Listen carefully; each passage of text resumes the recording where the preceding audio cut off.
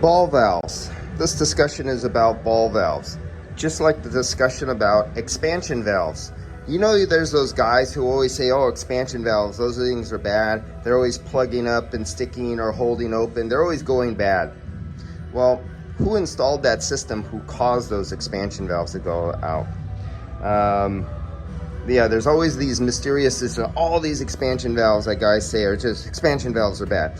Well, I've heard this out of the mouths of some contractors, owners, and some of them actually don't work themselves, but their guys work for them, and they have all these failures of ball valves. They're saying, oh yeah, the ball valves are always leaking. When we nitrogen pressure test, it bleeds by and it goes into the condenser when we have them off, when we're pressurizing the system. We're always having leaks with ball valves.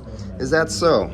I'm still waiting for my day that I have a defective ball valve on one of my systems.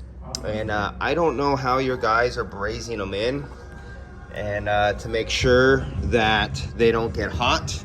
But I'm willing to bet all these multiple bad ball valves that you experience on your systems, I'm willing to bet it has nothing to do with the ball valve.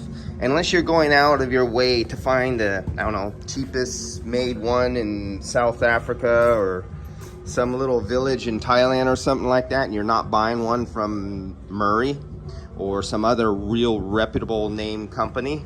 Unless you're going down that route, I'm willing to bet the problem is not in the ball valve itself. I'm willing to bet that when you wake up in the morning and you look in the mirror, you're staring at the problem. All right, guys, I'll see you.